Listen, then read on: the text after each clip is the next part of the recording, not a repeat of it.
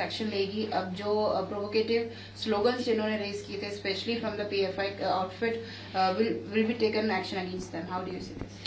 देखिए, जिस प्रकार से एक छोटे बच्चे का इस्तेमाल करके पीएफआई ने इतना सांप्रदायिक और जहरीला बयान और चेतावनी हिंदू समुदाय और ईसाई समुदाय को खुलेआम केरला की सड़कों पर दी, उस पर जिस प्रकार से केरला की सरकार और पुलिस को कार्रवाई करनी चाहिए थी वो करती नज़र नहीं आ रही है। उल्टा ऐसे संगठनों को बार बार खुली छूट दी जाती है केरला की वामपंथी सरकार के द्वारा, जबकि केरल हाईकोर्ट ने पीएफआई को एक एक्सट्रीमिस्ट संगठन कहा है, फिर भी उन्हें खुली छूट इस प्रकार के मार्च निकालने की दी जाती है।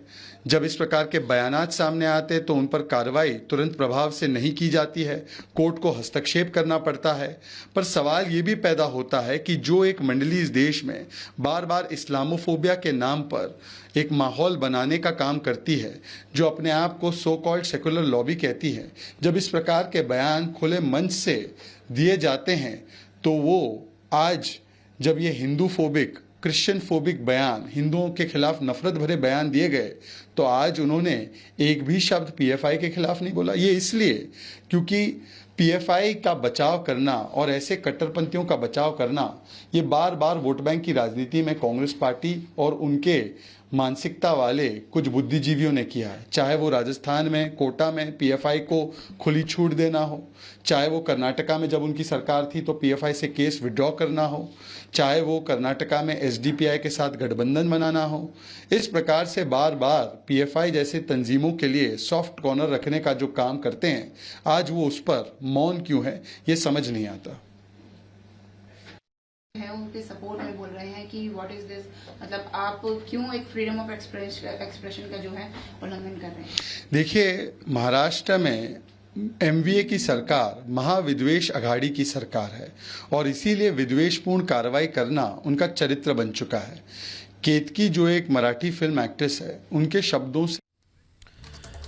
और आपको बड़ी खबर बता दें, लगातार प्रतिक्रियाएं भी सामने आने लगी है। सीधे आपको देवबंद से जो खबर मिल रही है वो बताते हैं। महमूद मदनी जो उलेमाए हिंद के कार्यक्रम में शामिल हुए, सम्मेलन में शामिल हुए, वहां पर वो भावुक नजर आए और उन्होंने कहा कि नफरत से नफरत को खत्म नहीं किया जा सकता है, लोगों को भड़का रही है बीजेपी। ऐसे गंभीर आरोप भी लगाए गए।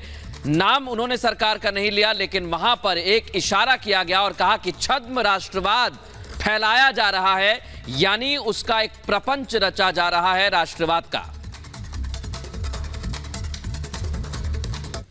एकता और अखंडता की बात करते हैं, देश के अखंड भारत बनाने की बात करते हैं, और मुल्क के मुसलमानों का रास्ता चलना दुश्वार कर दिया। वो कौन सी अखंडता, किस अखंड भारत की बात कर रहे हैं? इसीलिए मैं उनको दोस्तों से कहता हूं, आप मुल्क के साथ दुश्मनी कर रहे हैं, प्लीज वापस पलट के देखिए आप क्या खो रहे हैं और क्या पा रहे हैं। इम्तिहान हमारे सब्र का है, ये हमारी ताकत है। सब्र कमजोरी की अलामत नहीं है। जरूरत पड़ेगी तो दार और रसन को आबाद करेंगे इंशाअल्लाह। देखिए सर, इधर देखिए, अभी इतना करीब कर लोगे, थोड़ा पीछे होना पड़ेगा, थोड़ा सा पीछे होना पड़ेगा आप लोग। देखिए, दो बातें कहना चाहता हूं मैं। एक तो ये कि मुल्क के हालात और सरकारों की खामोशी ये अफसोसनाक है और ये हालत बदलनी चाहिए। मुल्क के जो चिंता करने वाले, फिक्र करने वाले लोग हैं, इस देश के लोग हैं, उन्हें इसको संभालना होगा और मुल्क में ये जो बांटने वाला वातावरण है इसको खत्म करना होगा। नफरत के खेल को बंद करना और करवाना होगा। क्या जेल सर, एक मस्जिद रेलोकेशन नहीं, अभी ये बात नहीं कर रहे हैं। दारो रसन की जरूरत पड़ेगी तो अगर जरूरत पड़ेगी वो एक अभी तो डिबेट चल रही है, रेजोल्यूशन तैयार हो रहे हैं, इसके बारे में कल बात होगी। सर, आप मस्जिद को लेकर रेजोल्यूशन की बात की, वो क्या रेजोल्यूशन है? का मामला हो चाहे ताजमहल, कल होगा। हाँ, उसके ऊपर रेजोल्यूशन आएगा आज रात में या कल सुबह को। जी हाँ शुक्रिया। मस्जिद में अलग से रेजोल्यूशन आएगा।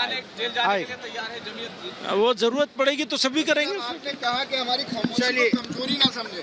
जी आपने कहा कि हमारी खामोशी को कमजोरी ना समझे। हाँ सर क्या इस बयान से कुछ थोड़ा उकसावे वाली बात हो सकती है? हाँ वो आप बना देंगे उसे उकसाने वाली बात तो वो अलग बात है, लेकिन अपने दर्द को कैसे हम अपना दर्द जाहिर करना चाहें, हम अपना दर्द जाहिर करना चाहें। मंत्री साहब अभी आपने एक बात कही थी, बस उस बात का और जवाब दे दीजिए कि लोग अखंड भारत की बात कर रहे हैं, अखंड उसकी बात कर रहे हैं। सर इधर देखिए, सर इधर बात अखंड भारत की करते हैं, लेकिन सब चीजों को सबको बांटने की कोशिश कर रहे हैं, तो कैसे अखंड होगा भारत? ठीक है।